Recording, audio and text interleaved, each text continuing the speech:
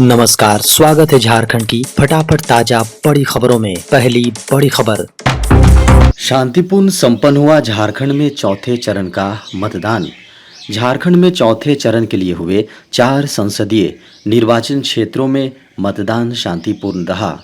इस दौरान आदर्श आचार संहिता के उल्लंघन के 6 मामले रिकॉर्ड हुए।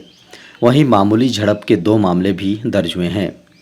बता दें कि पूरे झारखंड में आदर्श आचार संहिता लागू होने के बाद से अब तक आदर्श आचार संहिता उल्लंघन के कुल 57 मामले दर्ज किए गए हैं। खबर है कि 4 संसदीय निर्वाचन क्षेत्रों में शाम 5 बजे तक अनुमानित वोटर टर्न आउट 63.14% रहा है, जिसमें सिंहभूम संसदीय निर्वाचन क्षेत्र में वोटर टर्नआउट सबसे ज्यादा 66.11% रहा।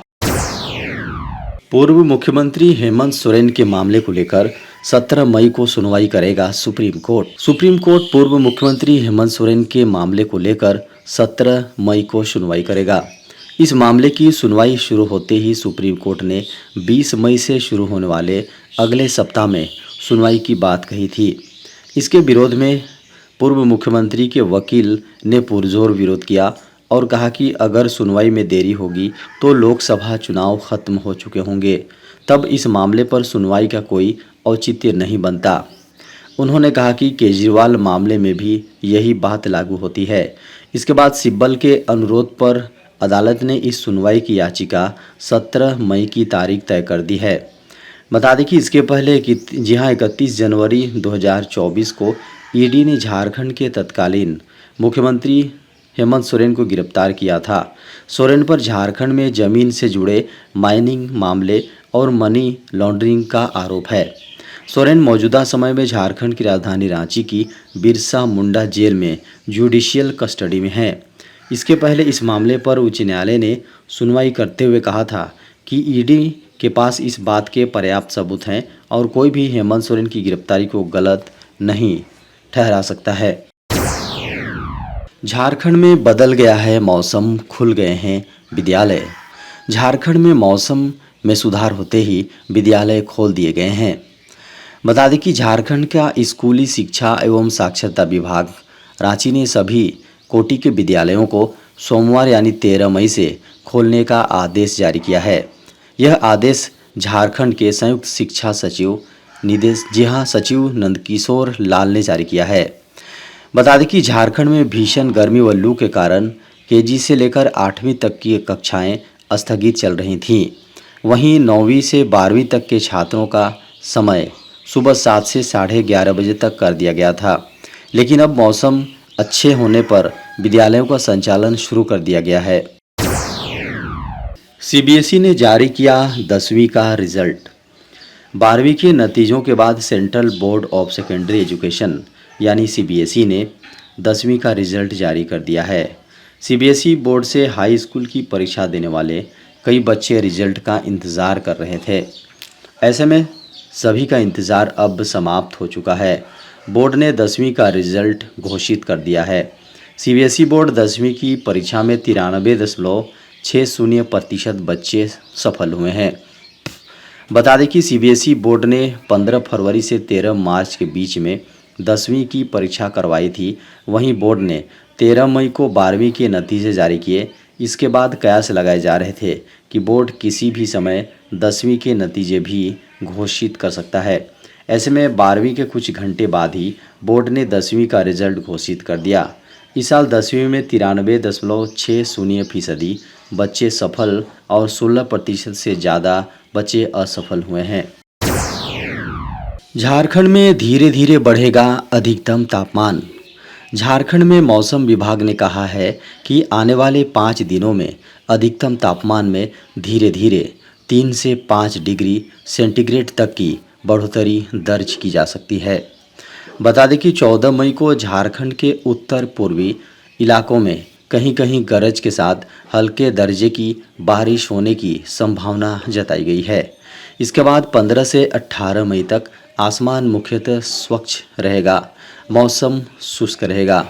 19 मई को फिर से उत्तर पूर्वी भागों में गरज के साथ हल्के दर्जे की बारिश हो सकती है। बता दें कि पिछले 24 घंटे के दौरान झारखंड में कहीं कहीं गरज के साथ हल्के दर्जे की बारिश हुई है। नौसेना अग्निवीर MRSSR भर्ती के लिए 13 मई से शुरू हुआ आवेदन। भारतीय नौसेना अग्निवीर भर्ती की तैयारी कर रहे छात्रों के लिए बड़ी खबर है। भारतीय नौसेना द्वारा अग्निवीर बैच तथा अग्निवीर जहां 2024 बैच की भर्ती के लिए प्रक्रिया सोमवार यानी 13 मई से शुरू कर दी गई है।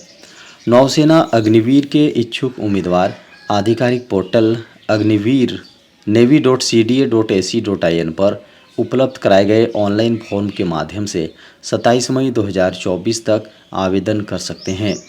भारतीय नौसेना अग्निवीर MR भर्ती के लिए आवेदन करने के इच्छुक उम्मीदवारों को किसी भी मान्यता प्राप्त बोर्ड से मैट्रिक की परीक्षा उत्तीर्ण होना चाहिए। वहीं नौसेना अग्निवीर SSR भर्ती के लिए उम्मीदवारों को सीनियर सेकेंडरी कक्षा 12वीं की परीक्षा पास किया होना चाहिए। दोनों ही कैटेगरी में अग्निवीर भर्ती के लिए उम्मीदवार का जन्म 1 नवंबर 2003 से पूर्व तथा 30 अप्रैल 2007 के बाद नहीं हुआ होना चाहिए। भारतीय नौसेना में अग्निवीर भर्ती के लिए उम्मीदवारों का चयन 2 चरणों वाली प्रक्रिया के माध्यम से किया जाएगा। प्रथम चरण में उम्मीदवारों को नौसेना प्रवेश परीक्षा में सम्मिलित होना होगा। यह परीक्षा ऑनलाइन और कंप्यूटर आधारित होगी।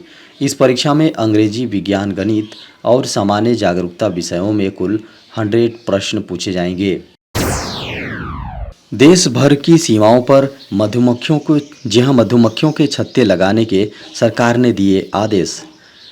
केंद्रीय गृह मंत्रालय ने स्थानीय लोगों के लिए रोजगार के अवसरों को बढ़ावा देने और सुरक्षा व्यवस्था को मजबूत बनाने के लिए सभी केंद्रीय अर्धसैनिक और संबद्ध बलों को पश्चिम बंगाल में BSF यूनिट की तर्ज पर सीमा पर मधुमक्खियों के छत्ते लगाने का निर्देश दिया है।